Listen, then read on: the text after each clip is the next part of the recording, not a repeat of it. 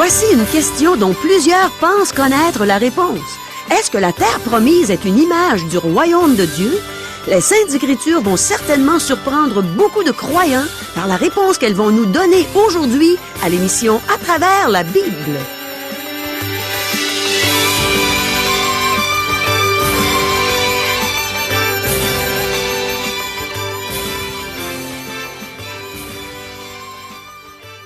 Chers auditeurs, pour en savoir davantage sur le contenu de cette émission, vous pouvez contacter en tout temps Radio Espoir via Internet à www.radioespoir.ca ou par téléphone, sans frais, au 1-877-l'Espoir, 1-877-537-7647.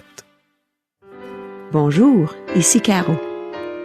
Si je regarde les questions qu'on a pour l'émission aujourd'hui, je peux dire que le Seigneur nous réserve sûrement de belles surprises alors qu'on entreprend l'étude du livre de Josué. Voici nos questions. Comment pouvons-nous jouir pleinement des bénédictions de Dieu? Devons-nous nous approprier les bénédictions de Dieu? Est-ce que la terre promise est une image du ciel? Comment Dieu s'y prend-il pour nous encourager? De quoi est-ce que Dieu veut nous libérer par son Esprit Saint? Comment pouvons-nous comprendre davantage la grandeur de Dieu? Oh, que le Seigneur nous bénisse, qu'il enrichisse nos vies par l'enseignement qu'il va nous donner aujourd'hui par la bouche du pasteur Régent Joly. Demandons cette bénédiction à notre grand Dieu. Prions. Oui, Seigneur, on te demande de nous bénir aujourd'hui par ta parole, de bénir nos cœurs, de bénir nos vies, afin qu'on soit une bénédiction pour les autres, afin qu'on soit un sujet de joie pour toi. Amen. À toi, Régent. Merci, Caro. À la dernière émission, nous avons terminé le livre du Deutéronome. Nous avons étudié les deux grands thèmes de ce livre, l'amour et l'obéissance. Le plus grand commandement est d'aimer Dieu, et notre amour pour Dieu est manifesté par notre obéissance. Nous avons aussi remarqué de grands principes de justice en étudiant la loi de Dieu. Dieu imposait des conséquences aux criminels et aux malfaisants afin de restreindre le péché en Israël. À la fin du livre du Deutéronome, Josué est établi chef du peuple et Moïse meurt. Donc, c'est Josué qui devient le personnage principal en Israël. Dans le livre de la Genèse, le livre des débuts, nous avons vu la naissance de la nation d'Israël. Dans le livre de l'Exode, nous avons vu son élection par Dieu. En effet, Dieu a choisi Israël pour être son peuple. Dans le livre des Nombres, la nation fut mise à l'épreuve. Dans Lévitique, elle est rapprochée de Dieu au moyen des sacrifices et du sang qui sont des symboles de la mort expiatoire du Seigneur Jésus-Christ.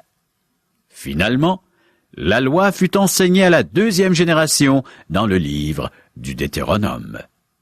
La rédemption, la délivrance d'Israël débute au livre d'Exode et se termine dans le livre de Josué. Dans l'Exode, Israël est racheté et délivré de l'Égypte. Dans le livre de Josué, Israël prend possession de la terre promise. C'est par l'obéissance que nous jouissons des bénédictions de Dieu. Le mot-clé du livre de Josué est « possession ». Lors d'une alliance inconditionnelle, Dieu avait donné un pays à la nation d'Israël.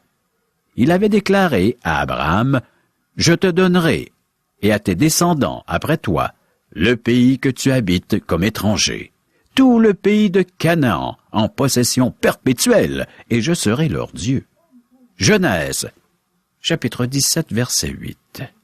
Si la possession du pays était inconditionnelle, leur jouissance du pays dépendait de l'obéissance de la nation. Il y eut des conflits alors qu'Israël fit la conquête du pays. Israël dut combattre pour entrer dans sa possession. Dans son dernier discours, avant sa mort, Josué a rappelé à Israël que le peuple jouirait du pays en autant qu'il soit obéissant à Dieu. S'il y a un nouveau chef à la tête de la nation, les plans et les politiques de Dieu n'ont pas changé. L'obéissance qui démontre un amour pour Dieu est toujours requise. Le Talmud, une collection de textes qui interprètent la loi mosaïque, dit que Josué a rédigé tout le livre qui porte son nom, sauf les 5 derniers versets qui ont été écrits par Finney. En fait, comme dans le cas de la mort de Moïse, le récit de la mort de Josué devait faire partie du livre suivant. Les livres étaient tous écrits à la suite, l'un de l'autre, sur de longs rouleaux, des parchemins. Donc, le récit de la mort de Josué devait faire partie du livre des Juges. Éventuellement, il aurait simplement été rattaché au livre de Josué, car les textes sur les rouleaux n'étaient pas divisés en chapitres et en versets, comme c'est le cas dans notre Bible. Cela fut fait quelques siècles après Jésus-Christ, afin de faciliter l'étude des textes sacrés. Josué succéda à Moïse. Il fut un grand général. Il est né en Égypte et il était âgé de 40 ans au moment de la sortie de l'Égypte. Il avait 80 ans quand il succéda à Moïse et qu'il reçut la mission de faire entrer le peuple dans le pays de Canaan. Josué est mort à l'âge de 110 ans. Josué était déjà bien connu parmi le peuple d'Israël. Il avait dirigé les troupes alors qu'Amalek avait attaqué les Hébreux à la sortie d'Égypte. Josué était l'assistant de Moïse. À Kadès Barnéa, il fut un des 12 espions envoyés explorer le pays, et avec Caleb, il remit un rapport favorable et encouragea le peuple à entrer dans la terre promise, car Dieu leur avait promis le pays. Le nom de Josué signifie « Jésus sauve ». C'est l'équivalent du nom Jésus que l'on retrouve dans le Nouveau Testament. Josué était un homme de courage qui savait dépendre de Dieu. Il avait fait preuve de foi, d'enthousiasme, de leadership et de fidélité. Il est une image du Seigneur Jésus-Christ par son nom et par son œuvre. Un auteur a dit « Josué prouve qu'un homme avec des aptitudes moyennes peut devenir un leader dans l'Église. Josué a reçu son appel, non par un message flamboyant dans le ciel, mais d'un homme plus âgé qui connaissait Dieu et qui le connaissait. Cet homme a vu qu'il était apte à diriger le peuple de Dieu. » Chers amis, il faut s'approprier les bénédictions de Dieu. Nous trouvons des applications pour notre situation contemporaine dans le livre de Josué. La terre promise n'est pas une image ou un symbole du ciel comme plusieurs le pensent, car le ciel n'est pas un lieu de conflit, de conquête. Le ciel est un don que l'on reçoit par la grâce de Dieu. La terre promise symbolise plutôt les circonstances dans lesquelles se trouvent les croyants dans le monde, surtout notre monde contemporain. Le livre de Josué correspond à l'épître aux Éphésiens dans le Nouveau Testament. Dans cette épître, nous voyons que les croyants sont bénis de toutes sortes de bénédictions spirituelles dans les lieux célestes. L'appropriation et l'expérience de ces bénédictions sont le résultat de lutte et de conquête. Elles ne peuvent s'obtenir par les efforts de la chair, mais par la puissance du Saint-Esprit dans la vie consacrée d'un croyant. Le livre de Josué nous montre la façon dont un croyant peut s'approprier de tout ce que Dieu lui donne. Ce livre se divise en 3 sections principales. Premièrement, il y a la conquête du pays dans les chapitres 1 à 12. Cette section ouvre avec Josué qui reçoit la mission que Dieu lui confie. Ensuite, du chapitre 13 à 22, nous voyons le voyage et le partage du pays conquis. Caleb reçoit le mont Hébron où les espions avaient vu les géants qui ont fait trembler et reculer le peuple d'Israël.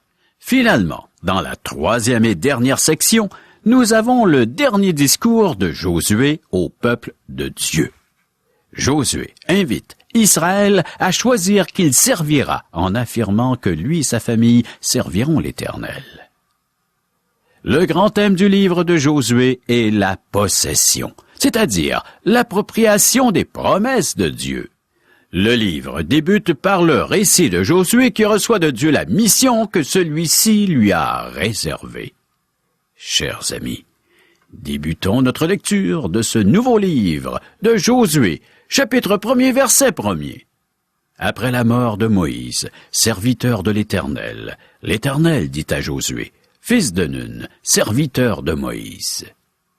Dans le texte hébreu, le premier mot du livre de Josué est « E-T », mais la conjonction ne se trouve pas dans notre traduction française. C'est une conjonction qui fait le lien avec ce qui précède. Ce qui précédait, dans les rouleaux, c'est le texte du chapitre 34 du Deutéronome, c'est-à-dire la mort de Moïse. Ce qui précédait dans les rouleaux, c'est le texte du chapitre 34 du Deutéronome. Ceci appuie la théorie qui propose que Deutéronome 34 ait été rédigé par Josué. Verset 2. Moïse, mon serviteur, est mort. Maintenant, lève-toi, passe ce Jourdain, toi et tout ce peuple, pour entrer dans le pays que je donne aux enfants d'Israël. Moïse, mon serviteur, est mort. Nous avons déjà dit en étudiant le livre du Deutéronome qu'il n'était pas nécessaire que ce soit Moïse qui fasse entrer le peuple dans la terre promise. Moïse représentait la loi, et la loi ne peut pas sauver qui que ce soit. La loi est une révélatrice, non une rédemptrice. La loi nous révèle que nous sommes des pécheurs. La loi n'a jamais été un sauveur. Moïse n'a pu guider le peuple dans la terre promise à cause de son échec. Le problème n'était pas avec la loi, mais avec Moïse, tout comme le problème est avec nous, chers amis.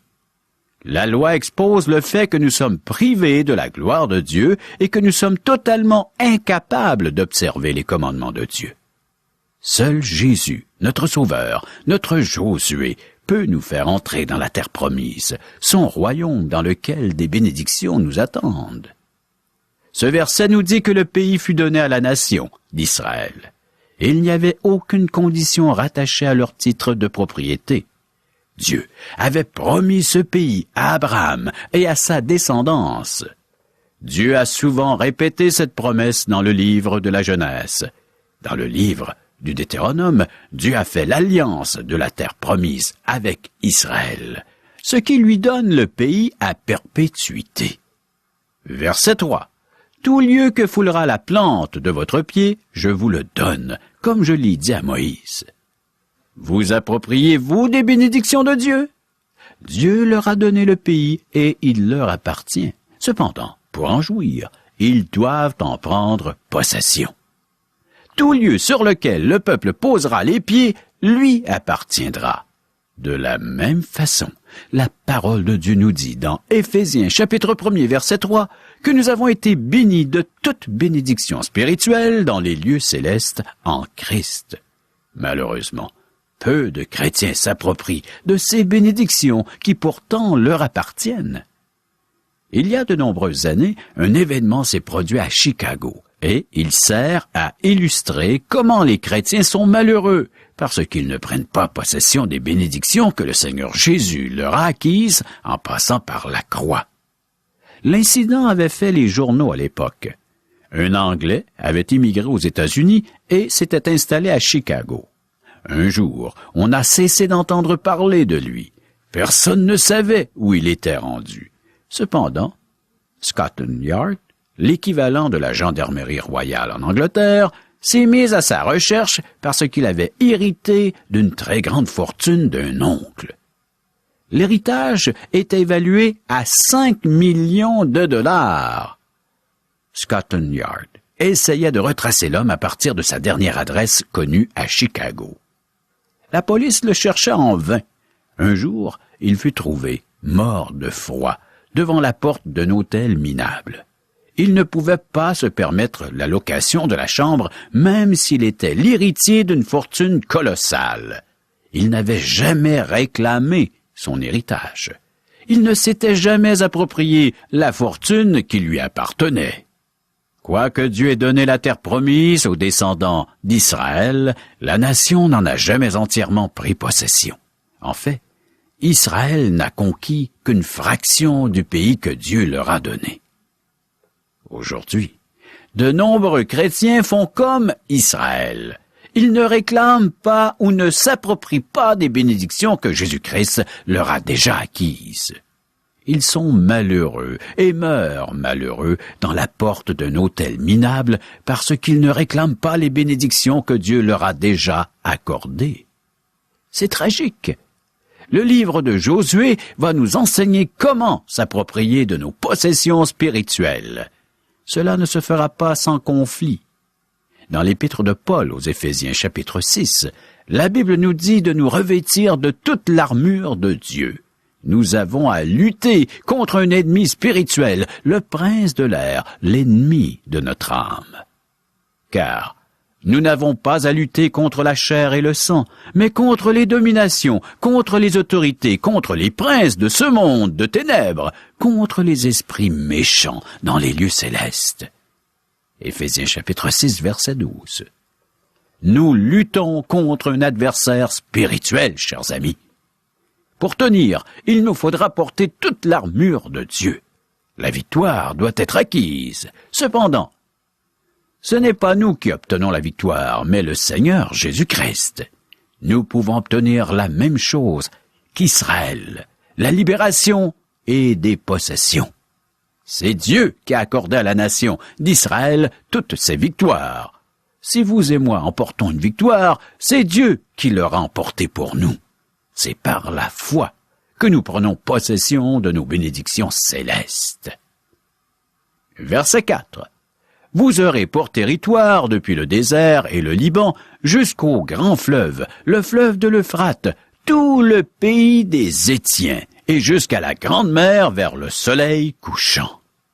Dieu a donné à son peuple un territoire de 300 000 carrés, un territoire très vaste. Cependant, Israël a pris possession de 30 000 carrés, tout au plus. Il n'y a pas à se vanter d'un tel résultat. La nation a à peine conquise 1/10 de la propriété que Dieu leur avait accordée. Sur le plan spirituel, nous ne faisons pas beaucoup mieux aujourd'hui. Verset 5. Nul ne tiendra devant toi tant que tu vivras. Je serai avec toi, comme j'ai été avec Moïse. Je ne te délaisserai point. Je ne t'abandonnerai point. Josué, un homme ordinaire, avait besoin d'encouragement. Ici, Dieu le fait de façon merveilleuse. Dieu dit à Josué qu'il marchera avec lui comme il a marché avec Moïse et qu'il ne l'abandonnera jamais. Versets 6 et 7. Fortifie-toi et prends courage, car c'est toi qui mettras ce peuple en possession du pays que j'ai juré à leur père de leur donner. Fortifie-toi seulement et aie bon courage, en agissant fidèlement selon toute la loi que Moïse, mon serviteur, t'a prescrite.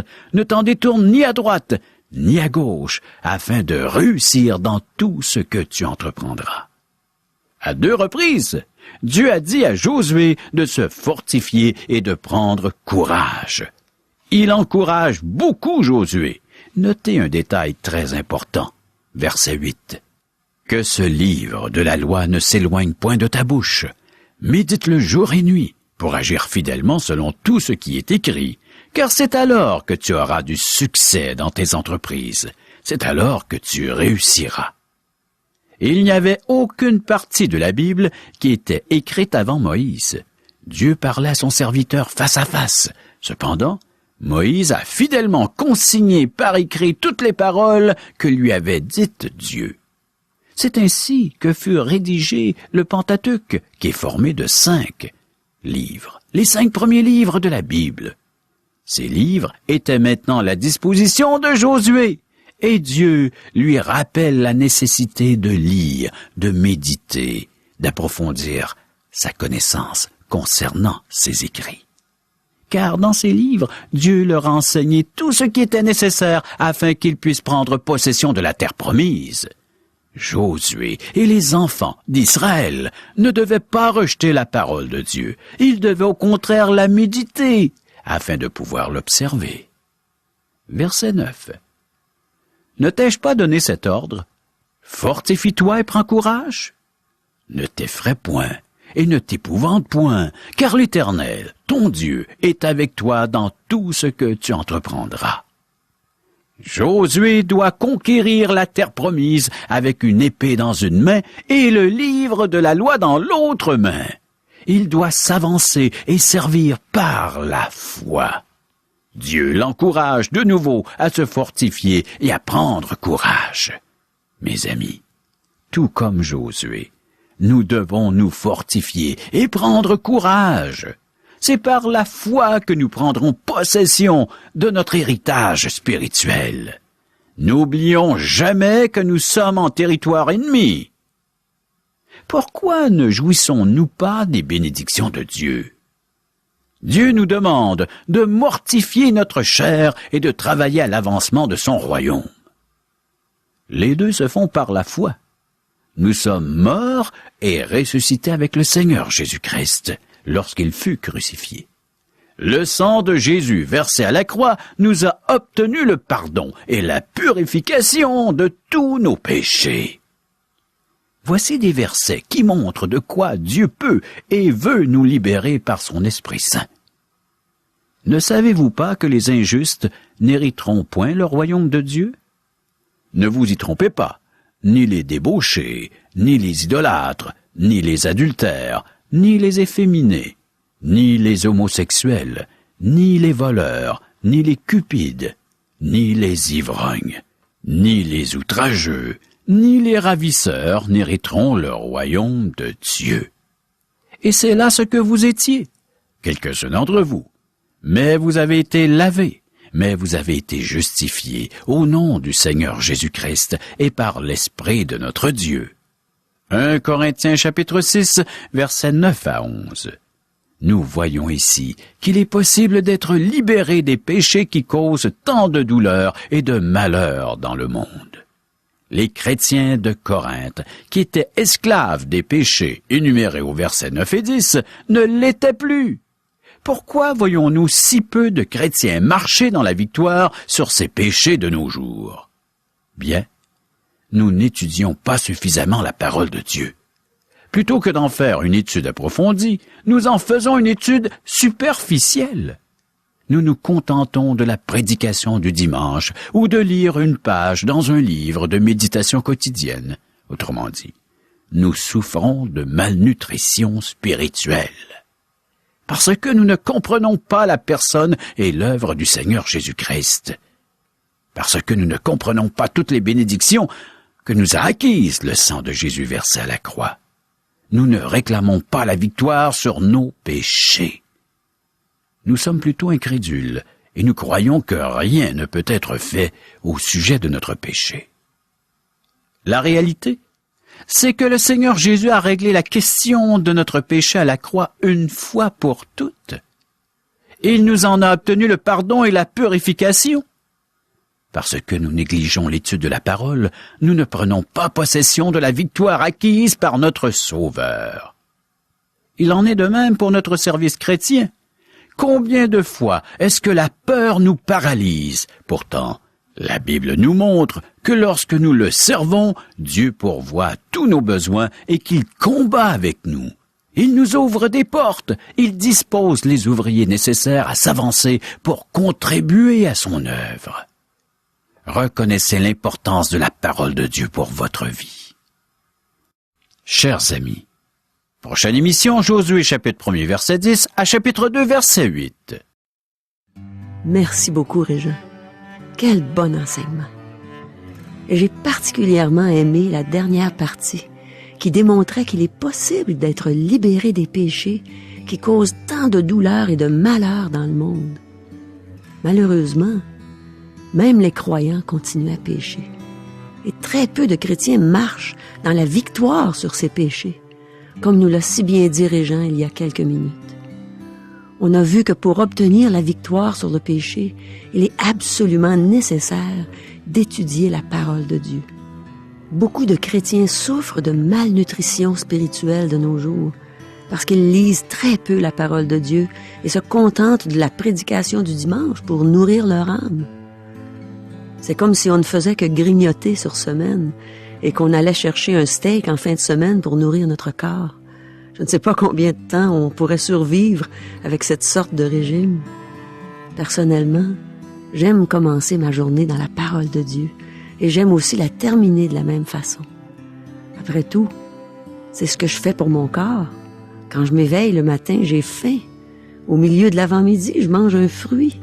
À midi, je prends un assez bon dîner. À 6 heures, je prends un souper copieux. Et j'ai une petite fringale en fin de soirée. Alors, si j'examine tout ça, je pourrais dire que je nourris mon corps plus souvent que mon âme. Que le Seigneur m'aide à aller encore plus souvent dans sa parole pour y plonger mes regards et mon cœur. Après tout, quand on est de nouveau, notre âme prend vie. Notre âme a donc faim et elle a soif de la parole de Dieu puisqu'elle est vivante. Lors du sermon sur la montagne, qu'on peut voir dans l'évangile de Matthieu au chapitre 5, au verset 6, ça exprime ce que je veux dire. Jésus dit « Heureux ceux qui ont faim et soif de la justice, car ils seront rassasiés. » Comment est-ce qu'on peut connaître la justice de Dieu si on ne cherche pas dans sa parole afin de trouver sa justice parfaite? Aussi, quand on perd courage, on n'a qu'à lire ce que Dieu a dit à Josué dans les versets que Régent a lus aujourd'hui. Quel encouragement j'ai pu trouver à plusieurs reprises en lisant ces versets. Combien de fois le Seigneur m'a dit « Caro, fortifie-toi et prends courage. Agis fidèlement selon ce qui est écrit dans ma parole. » Mes amis, on a besoin de lire et de méditer la parole de Dieu chaque jour. Il est écrit dans cette parole merveilleuse que Satan rôde comme un lion rugissant, cherchant qui il dévorera. On a besoin d'être fortifié par la parole de Dieu pour résister à l'adversaire. Mon ami, as-tu une Bible? Connais-tu la parole de Dieu? Sinon, je t'encourage à te procurer ce livre merveilleux qui a été inspiré aux prophètes et aux apôtres afin qu'on puisse saisir tout ce qu'il nous offre pour notre bonheur. Et une chose bien importante que Dieu t'offre en ce moment, par sa parole, c'est l'assurance d'aller au ciel quand tu vas mourir. On va tous mourir un jour. Et le Seigneur nous dit, prépare-toi à la rencontre de ton Dieu. Es-tu prêt pour aller à la rencontre de ton Dieu? Es-tu devenu un enfant de Dieu ou es-tu seulement une créature de Dieu? Tu as besoin du salut que Dieu donne. Tu as besoin de Jésus. Tu as besoin de celui qui est mort sur la croix et celui qui est ressuscité, qui est vivant, celui qui t'aime. Chers amis, les gens nous posent souvent cette question, Caro. Qui sommes-nous? Mais qui es-tu, Régent? Qui es-tu, Caro? Eh bien, je vais commencer par qui j'étais. J'étais une jeune femme qui chantait toutes sortes de chansons populaires. J'avais des succès au palmarès et ma carrière menait bon train. J'étais malheureuse, j'étais sans Dieu dans le monde. Et un jour, Dieu s'est fait connaître à moi. Et j'ai accepté Jésus comme sauveur, comme Seigneur. Et je suis devenue une enfant de Dieu. Je suis née de nouveau. Et maintenant, je suis une chrétienne évangélique qui aime propager l'évangile de Dieu. Avec toi, Régent, je passe partout au Québec pour annoncer la bonne nouvelle du salut par grâce. À tous les gens qui veulent nous entendre, à tous ceux qui veulent s'intéresser à ce que Dieu veut pour eux, à connaître son amour pour eux. Alors je vais avec toi, on va partout dans des déjeuners de l'espoir. Et ici, à Radio Espoir, pour dire aux gens, Dieu vous aime et Dieu veut vous instruire, vous faire connaître sa sainte parole. C'est merveilleux. Les gens aimeraient peut-être nous rejoindre par téléphone. 1-877-l'Espoir. 1-877-537-7647. Et on a une adresse courriel. www.radioespoir.ca ou l'adresse postale. Radio Espoir, casier postal 34 143, Charlesbourg, Québec, G1G 6P2. Chers amis, à demain. C'est un rendez-vous.